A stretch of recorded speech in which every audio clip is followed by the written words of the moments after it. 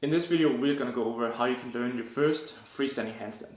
This freestanding handstand will eventually turn into more advanced progressions further down the line, such as handstand push-ups, handstand shapes, or even press to handstands. You can even learn the one-arm handstand and 90-degree push-ups. So getting this fundamental variation or skill down is definitely going to up your chances of your success further down the line. So it's worth it to spend a bunch of time on this variation and master it before you move on to the more advanced stuff. Understand that this is a basic fundamental variation, that if you're struggling with this, it's probably because you haven't put in the amount of time or the amount of required effort that is needed to master the skill. And this may also be because you are trying some of the variations that are too advanced for your current level.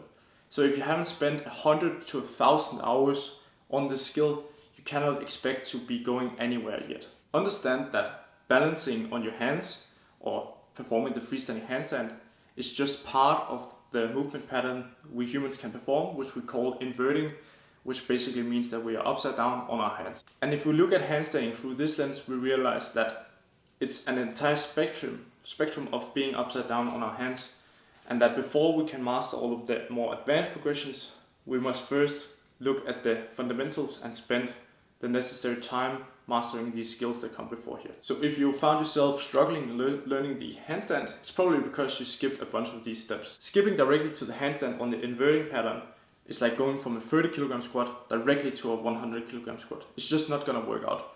Before you can attempt the 100 kilogram squat, you first must practice with 40, 50, 60, 70, and 80 and 90 kilograms. And the same goes for the handstand. Second, we must understand all of the components to this movement, which is the handstand.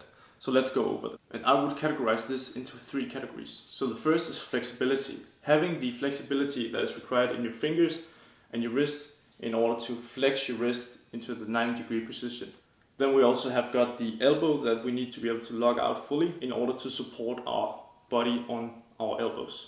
Then we have the shoulder flexibility, being able to flex your arms overhead to keep that straight line. And lastly, it is required of you to have some thoracic spine flexibility, which is the middle part of your spine, which you need to be able to extend backwards in order to have your arms flex overhead. Next is the strength component. After you're able to get into the position, now you must be able to support yourself and hold up your body in that position. And looking at the kinetic chain, which is the weakest link in the chain, we realize that what is closest to the ground is going to be the limiting factor. So when you're standing up, it is your feet, your knees, your hips. But when you're upside down on your hands, it starts the other way around. So first, it's the finger strength, being able to correct yourself if you are falling to any of the sides. Then the tricep strength to lock out your elbows. Then we've also got the shoulder flexion strength to be able to flex your arm overhead and support your entire body weight in this position. And lastly, we've got the shoulder elevation strength, which is required for you to get into the full shoulder flexion. Because if you're not elevating your shoulders, you're limiting your shoulder flexion flexibility. And you're also going to need a bit of core strength and glute and ankle strength in order to keep that straight line like gymnasts do. So lastly is the skill component. You being able to go from a dynamic position where you kick up into the handstand, then finding the balance, and secondly getting the static balance to be able to stand there for a prolonged duration. And as an extra bonus, I've added the ability to get over the fear of falling in the handstand. So when you're kicking up into the handstand and also when you're getting down from the handstand, being able to go down safely without hurting yourself or without being afraid at all. So to sum it up, first we must acquire the necessary flexibility to get into the position in the first place. Second, we must build the strength in all of the joint angles to be able to support ourselves in those positions. Then we must practice the skill component, so the dynamic and the static skill, and then finally getting over the fear of falling. Now we're looking at the flexibility component.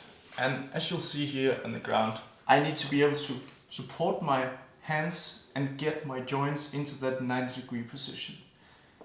And conventional fitness tells us to use dumbbells or barbells, and this means that we are rarely in these positions. But if you've been practicing bodyweight strength, so doing push-ups or any other gymnastics or floor movements, you'll probably already be able to access this position. But for someone who has rarely been into this position or this joint angle, you must first start with regaining the flexibility. And the first way to do that is just to stretch the wrists here in a normal position. So turning the shoulders externally out, and then from here you first extend the elbows and then you bring back your body weight while keeping the hands from lifting off from the ground here. And you want to slowly enter this. You can also increase this range of motion by going into an internally rotated position in the shoulder and trying to stretch the same position, but while having the arms turned around. Then you go back and prevent the hands from lifting off the ground, just as before. Now the next thing we need to work on is the fingers. And I always recommend that you start with the wrists and then move on to the fingers. So the fingers, it's pretty simple. Find something that you can elevate the hands on, and then you pretty much just stretch the fingers like this, and even try to lift up your hands from the floor. Go like this. And as you get more flexible, you can just increase the height and stretch them even more. And aim for the wrist to get into this position. Because what you'll find in handstand is that sometimes you'll have to be able to get into that position to correct yourself, and having that extra flexibility in that position is just gonna make it so much easier. Now next up is the elbow flexibility to be able to extend your body and support yourself at ease without spending too much of your energy. Now the opposite movement of extension is going to be flexion, which is done by the biceps. So in order to increase this range of motion, we must stretch these muscles. And I already made a video called Fixing Shoulder Pain, which touched a bit on this, but I'll just show you the exercises here. Now alternatively, what you can do is use a band like this to assist you into the position. Now finally is the shoulder flexibility, to be able to flex your arm overhead. And I'm just gonna show you the same clips from the other video before.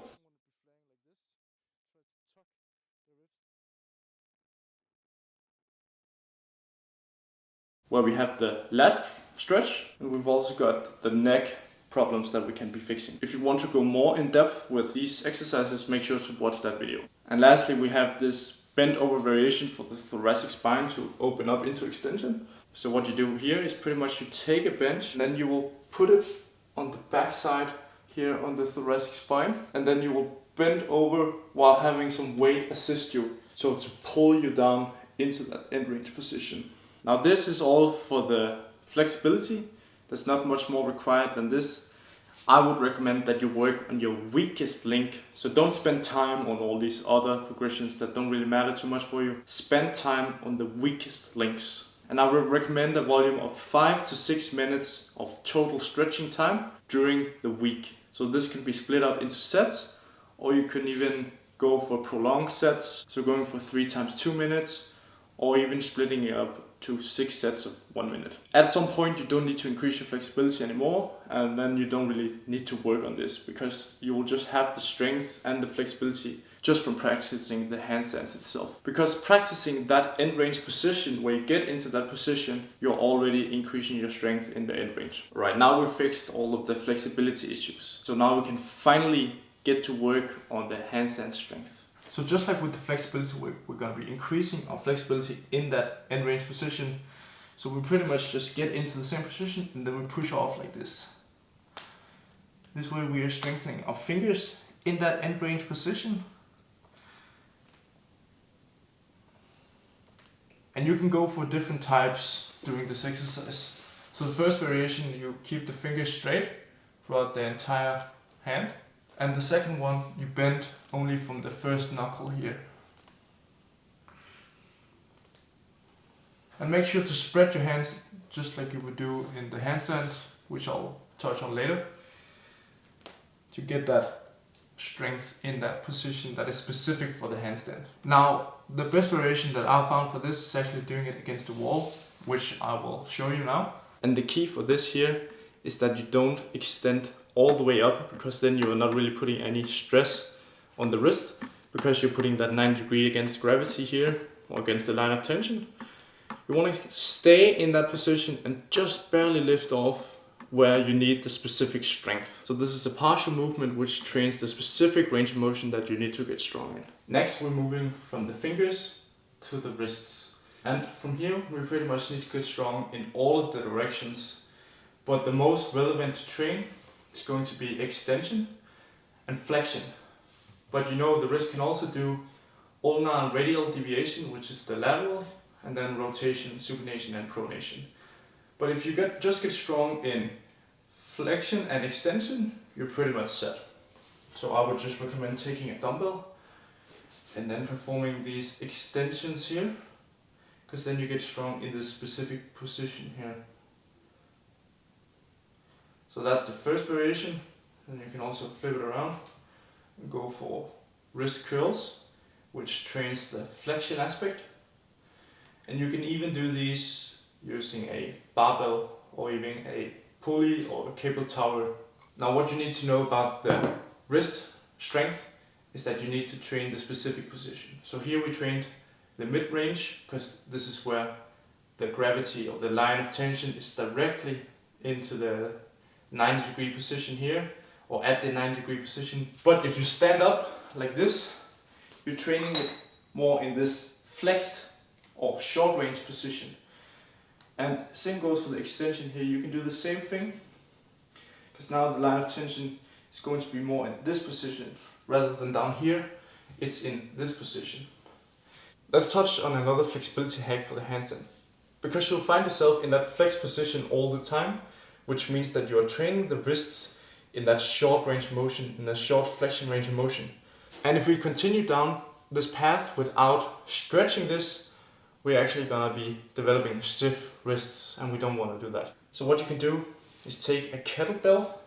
I'm just gonna use a plate here, but you want to place the kettlebell on your finger here, and then you want to stretch that end range position. And you can even perform repetitions like this to lengthen the wrists in that lengthened position. This makes sure that your wrists stay healthy and that you don't get injured over the long run. Now, since we're using the wrists so much, we also need to train some rotation to get strong in these positions. Take a dumbbell, so one side of the dumbbell, and then you just perform supination and pronation to strengthen all of the directions of the wrists, to make sure that you keep them healthy. Now this was general strength for the wrists, but let's look at more specific strength for the handstands.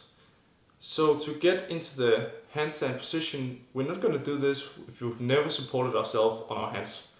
So first we want to support ourselves in a plank or like a push-up position, and gradually we can increase the load on our hands by moving up the wall, which eventually we will have strong enough wrists to be able to support ourselves in that position. Another variation you can do of this is using the box to take away some of the tension that would usually be present during the wall variation. Now for the triceps, we need to get strong in that position where the elbows are locked out.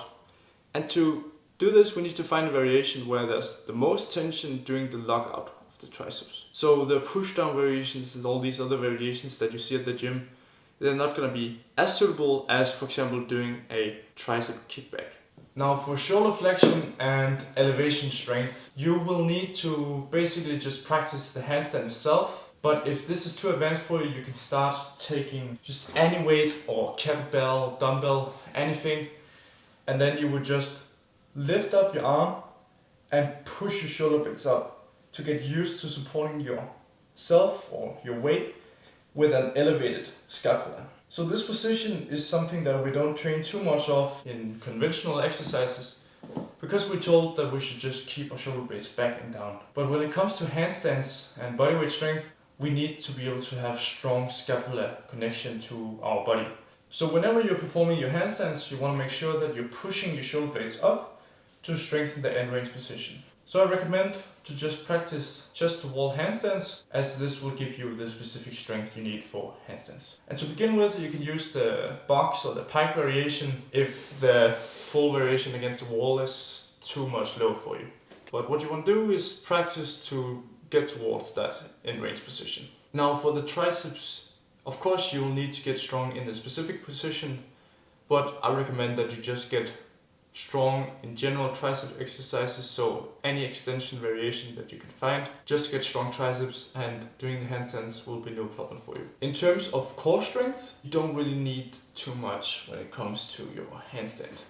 If you can stand up on your feet, you probably already have the core strength to stand up upside down. Because the limiting factor in your handstand strength is going to be your ability to support yourself with your fingers and your wrists. You'll probably feel your forearms burn out before anything else. And secondly, you will feel your traps from being in that shrug position. This is going to activate your traps a bunch, and this is also going to be the limiting factor. It's just like when you're standing upside down, where your glutes are active, or if you're squatting and your quads burn out first. It's the same here, just upside down. So the most important factor is definitely the traps and the wrists.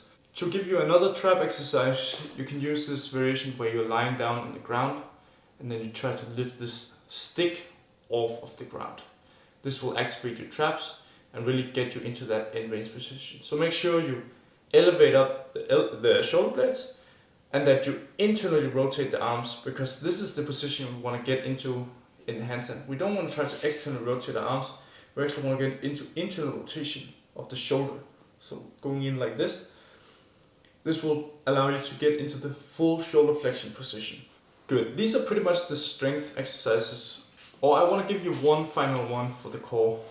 So with the stick variation, we're lying down on the ground and we're trying to get into that posterior pelvic tilt.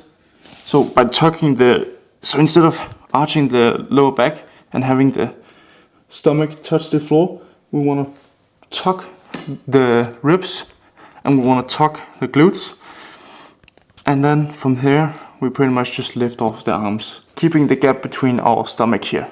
This trains our traps. Now actually, another variation for the posterior deltoids and all of the scapular connection on the back of your shoulders here is going to be the swimmer variation here.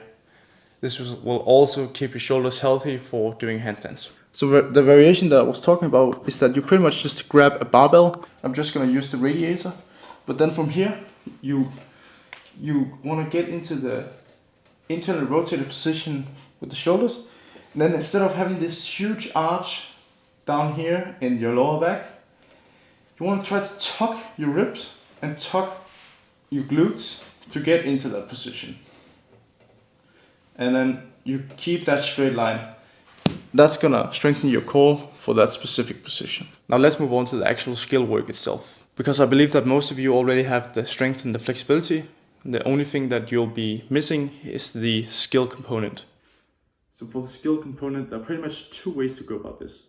One is to learn handstand from the top down, and the second one is learning the handstand from the bottom up. So what I mean with this is that you can either learn to press up into the handstand, but this requires a lot of strength.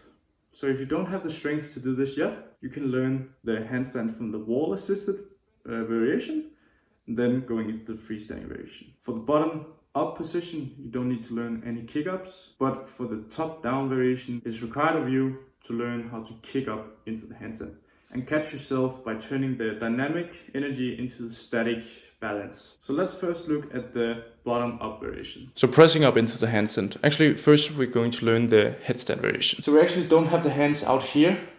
We have them in a triangle position. So we're drawing a triangle from the hand up to the forehead here, down to the other hand. And this position is also the same for when you're learning the handstand push. First way to practice this is against the wall using a pad to make sure that you don't fall over. You will first learn to do it very dynamically, so using momentum to kick up into the position, and finally learning it slowly. So I'll try to demonstrate here using momentum. So I just find the triangle position first and then I kick up.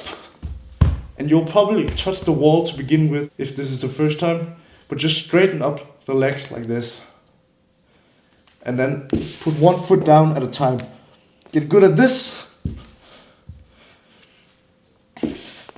And at a certain point you realize how much momentum you need in order to kick up. And then try to practice kicking up without hitting your feet on the wall. So finding that distance between the feet and the wall. So like this. And of course, a cue we always want to keep in mind is to make our handstands look pretty. So we want to keep the legs together. This is actually making the handstand easier, because when you keep the legs together, instead of having to worry about 2 legs at a time, you're only imagining that you're worrying about 1 leg. So keep that in mind, and then make sure to point the ankles to make it look pretty. So we kick up. You probably can't see it on the video here, but I'm keeping you can see I'm keeping the ankles pointed and keeping the legs together.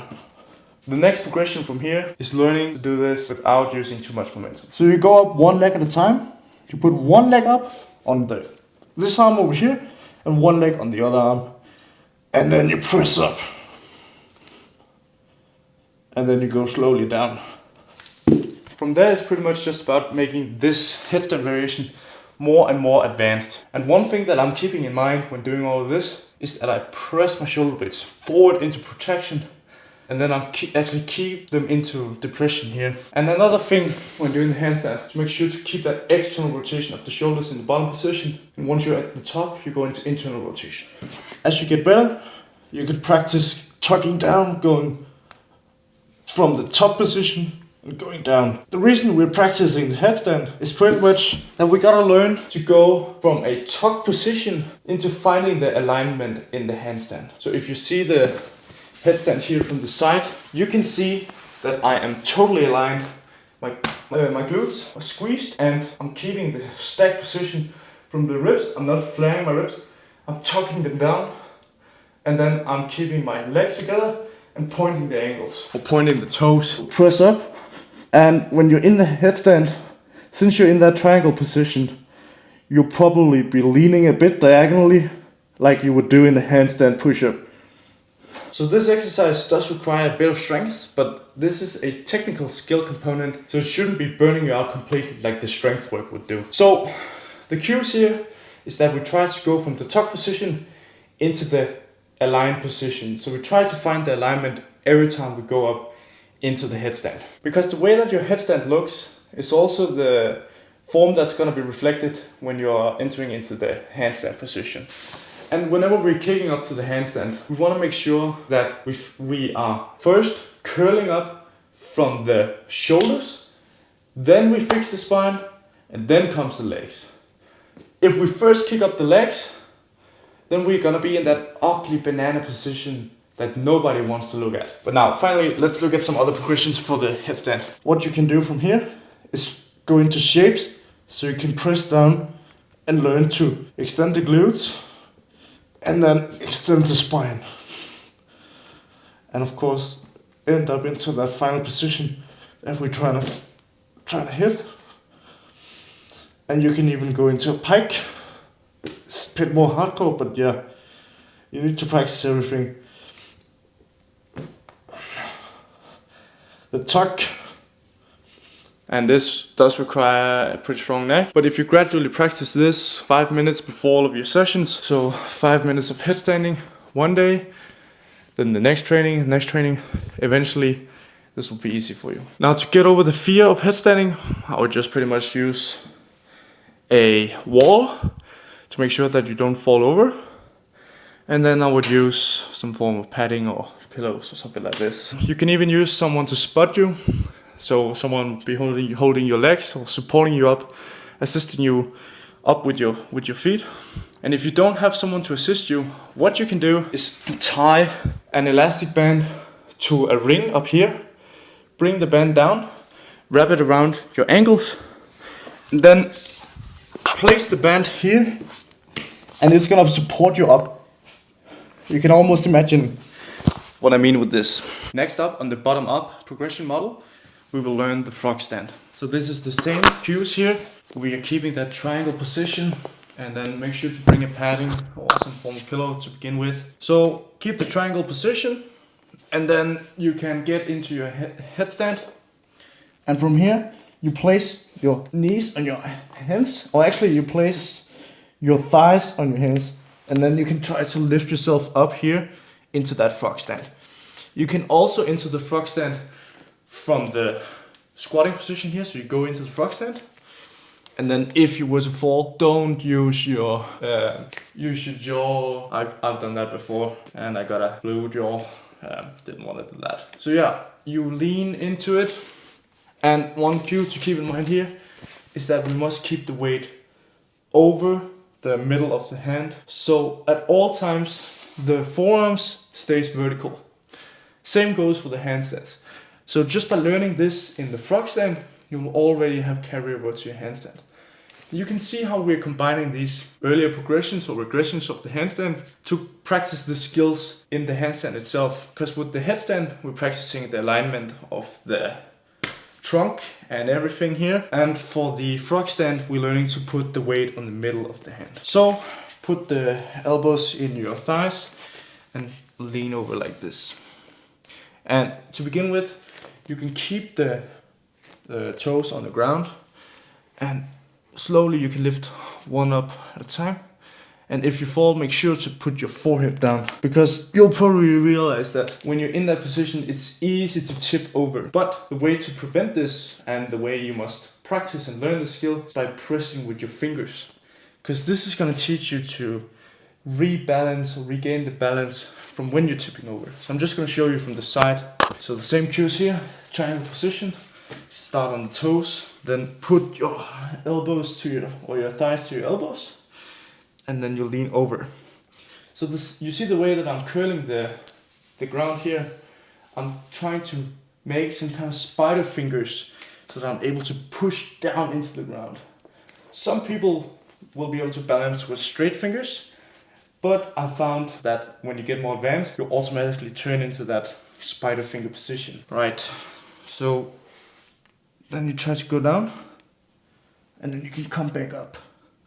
So what you can practice for the Frogstand is to keep the position to begin with.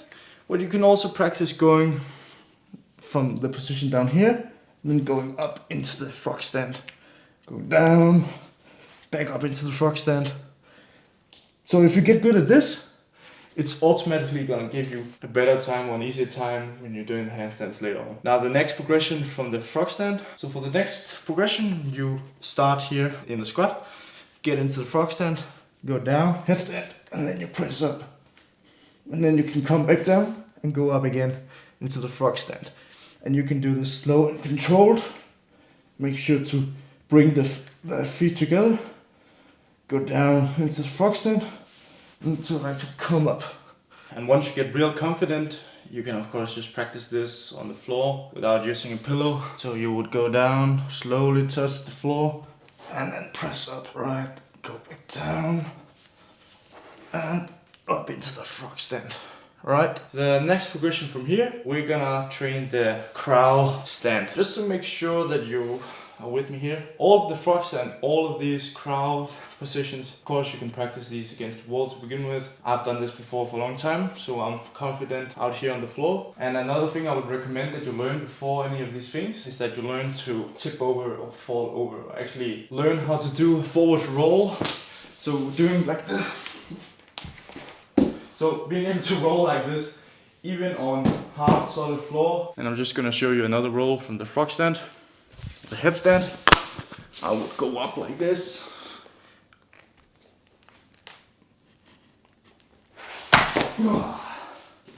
And having more muscle on the back is gonna give you an easier time, because then you won't get as hurt. But of course, practice with the pillow, do it against the wall. This is not gonna be a problem for you. But yeah, definitely learn the roll.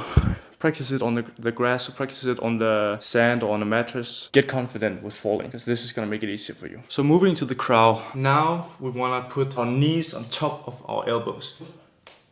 All the way up here. And then you press up. Now you're up higher with your body. So this is going to bring your center of mass higher up. It's going to make it harder for you to balance. Plus, it's going to make it more dangerous. It's going to be a bigger chance that you fall over and get hurt. So just be aware of this. But you get up high, and then you want to press against the ground to make sure that you don't fall over. And you can practice going down and up in all these positions. Practice putting weight on the fingers, practice putting weight on the back of your hand, and go up into all of these positions. So then what we can start doing is learning to press up into the handstand. Crowd press to handstand. From here you are already starting into a pretty locked out position. Starting up high here, and then you can press up. Alright. And then you can go back down, of course. So to begin with, you will want to use a lot of momentum on the crowd press to handstand. And then eventually, as I just did on this variation, you can slow down and do it as controllably as possible. In the beginning, you'll probably find that you're arching your back a lot, and this is totally normal because when we don't have the strength to keep that beautiful position with the straight line, this is the compensated position that we will want to seek because this is the path of least resistance. As much as possible, try to make it beautiful. I'm just going to show you one with a lot of momentum. Get away from the wall once you feel confident. So this is with a lot of momentum. You can see that I'm really using the momentum because I'm leaning into it and then I'm kicking my legs up. This is all technical ability. There's not too much strength involved in this. And finally, you can do it clean. And this is how you get to the handstand position from the bottom up. Now let's look at how you can learn the handstand from the top down. This is if you don't have the strength to push yourself up all the way down from the beginning. And to learn the handstand, you can either use stomach to wall setup or back to wall setup. And I definitely recommend that you learn both of these setups because the more ability that you have, the more of a capable person you will be. So the first thing is that we, of course, gain the strength to support our entire body weight on our hands. And if you've done the stomach to wall holds, the progression from walking up and gradually putting more stress on your wrists, then this should be no problem for you to be able to hold this position. But from here, it gets a bit scary because now you will be able to probably fall down and get hurt. So what do? Well, first we practice falling. So now we're learning the stomach to wall handstand progression. We're learning to get out of this safely. So pretty much we start on the ground, and what we want to do is we want to find a pike position and then try to bring our legs around our hands. Spread your fingers like you would in any other handstand variation, and then you want to curl up the fingers to be able to press through the ground. Keep the weight on the center of the hands. Extend the elbows. Protract and elevate the shoulders. Of course, when we are in that upright position, in vertical position, we don't have too much protraction of the shoulders, we just keep them in elevation. This is the main focus. But what we do from here, get up into the pike, and then we try to lean forward and basically fall over like this.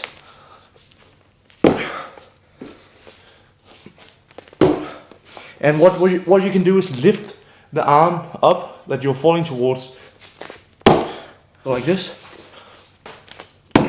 Then from there you pretty much just elevate your feet.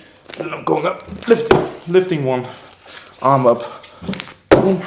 And actually you want to kind of go in front of the arms. Next I'm gonna move to this table here. Get up and then fall forward while lifting one arm. Fall forward. And then you pretty much work your way up till you are able to do this on the wall confidently. High up as you can. Fall forward. Eventually you get to a point where you're so upright that you'll be able to tip over into a position where you almost land on your back. But instead of landing on your back, lift one arm up and then you turn to the side like doing a cartwheel. So you fall over. Like that. And you want to practice this in an open space where you have the ability to fall to any side you want. And don't do it in a corner like I just did. This is going to be way more dangerous. So the stomach to wall handstand. And fall forward.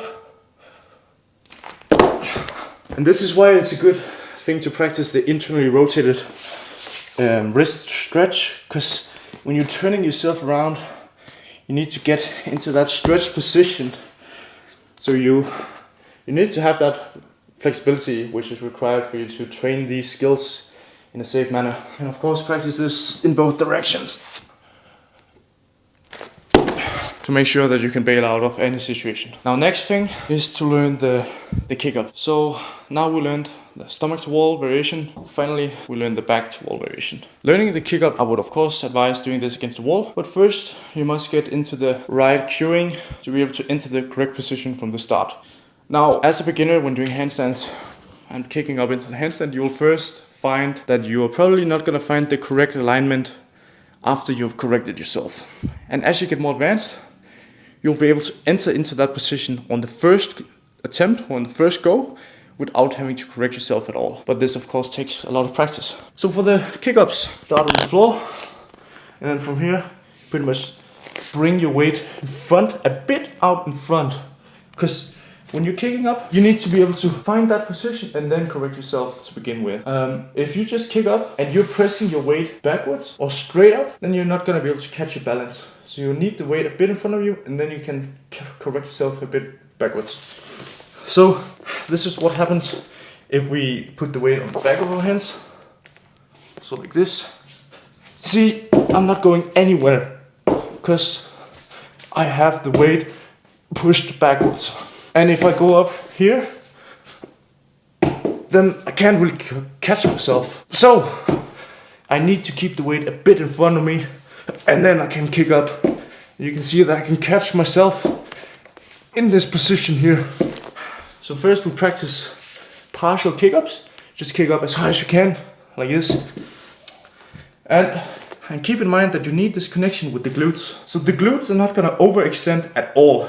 And this is one of the most important things that you need to remember. The glutes stay in this line or this alignment all the time. Never go past this. Even when you kick up, you don't want to be arching the back, because then you get into the infamous banana position.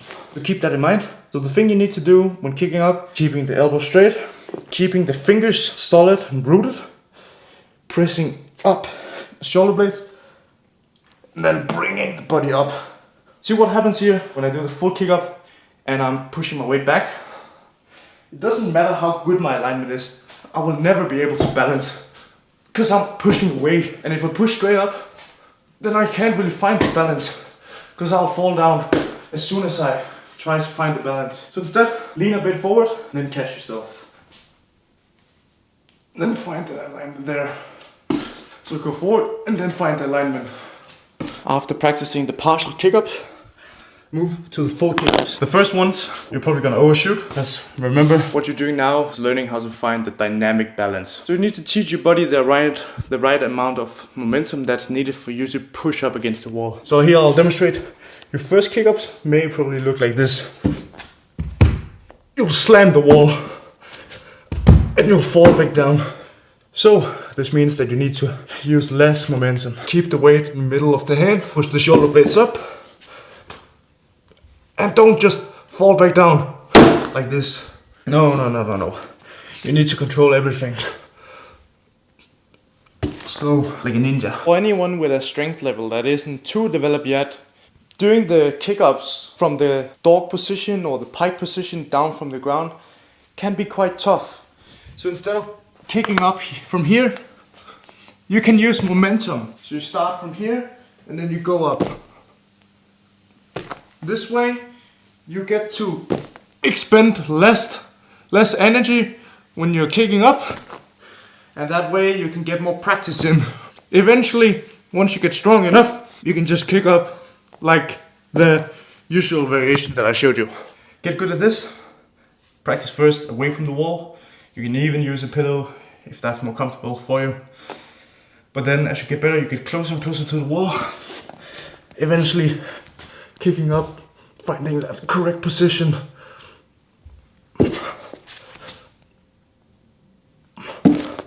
Now the next progression here, after you've learned to kick up to the wall, actually you want to learn to kick up so that you have a bit distance from the wall, so that you find that you are balancing a bit.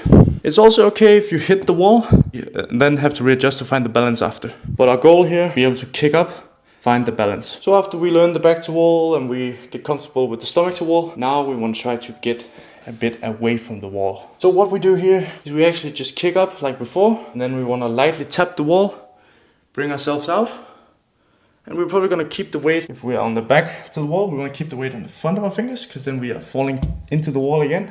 And then we can always push ourselves out. If we're doing the stomach to wall, we probably want to keep the weight a bit on the back or the middle of our hand. When you're in the handstand, keep a distance that is around shoulder width or a bit wider. Keep the fingers spread out as much as possible. Use the spider fingers a bit to be able to push through the fingertips to adjust your balance. Extend the elbows, push the shoulders up, and find that good position there in an internally rotated shoulder position. So you always want to push yourself away from the ground. Imagine that you're pushing yourself away from the ground.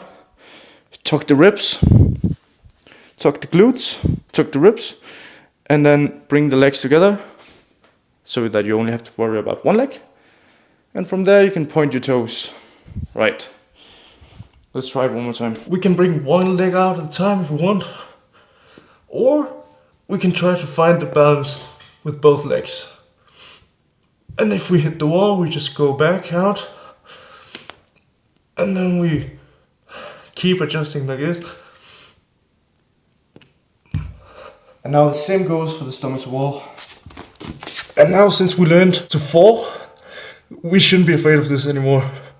So you can keep that position, and then you fall back down, boom, go out again, find the positioning, go back, and you just keep doing this until you get comfortable with the handstand. The way to progress this is that you probably first you'll find the balance for 1 second. Next session you'll find the balance for 2 seconds, 3 seconds, 4 seconds. And you just build up the seconds between touching the wall. Eventually you'll maybe get to 20 or 30 seconds. And once you are quite comfortable here and that you're able to just hold the stomach to wall handstand for at least a minute just to get the strength, now you can move out on the floor. So after we've done all these progressions in the wall, we can move to the next step, which is actually still supporting a bit against the wall, but we're trying to move more out on the floor now. So you can use a wall here and you will do the turned or diagonal handstand against the wall. And then you can put one leg up on the wall to find that balance.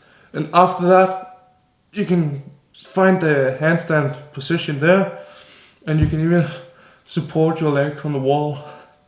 You can do one leg at a time, but this will make sure that you really learn to push or put most of your weight in the middle of your hand, because this is the most important thing. And of course, practice this one in both directions, so with both legs in the diagonal. I almost forgot to mention that this diagonal handstand position can also be trained with the stomach to wall. So then you can actually get to practice falling in both directions and then learning to correct yourself, which is a great tool to learn the more freestanding or the next variation, which is the freestanding variation. And of course you just put your legs on the wall if necessary. Now finally, do it on the floor. Voila, you have your handstand. You can have a partner hold you, you can put some mats down, anything to make you comfortable. But before you learn to fall, you learn the alignment in the headstand, you learn to use your fingers in the frogstand, and you've learned to keep the positioning.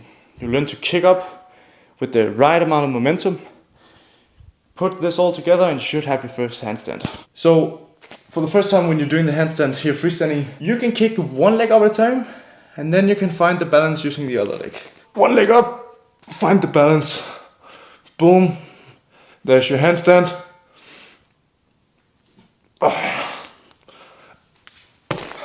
So that's pretty much the handstand tutorial. So some things to keep in mind.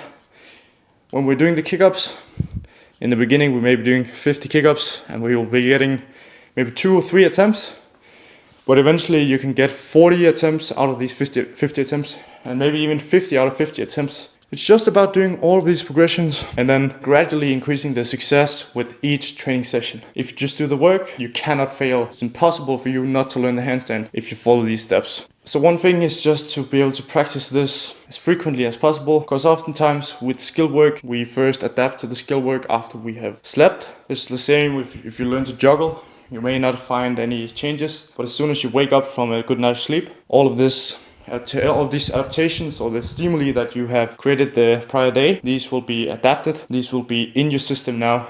Same goes for the handstand. So the thing that's important here is just frequency, practicing a bit as often as possible. I wouldn't recommend every day to begin with. I would just recommend every second day. And just go for 5 to 10 to 15 minutes at max. You don't need much more than that. Remember, the more that your wrists can handle and the more flexible you are, the more you can practice and the easier it is for you to get into the right alignment where you don't need to waste any of your energy. This was the tutorial. I hope that you enjoy. Now it's up to you to go out and apply these methods that you just learned. So remember, first, get the flexibility required, then build the strength, and from there, practice both the bottom up handstand and then the top down handstand. The better you get at all of these different variations, the more of a capable human you end up becoming. Enjoy.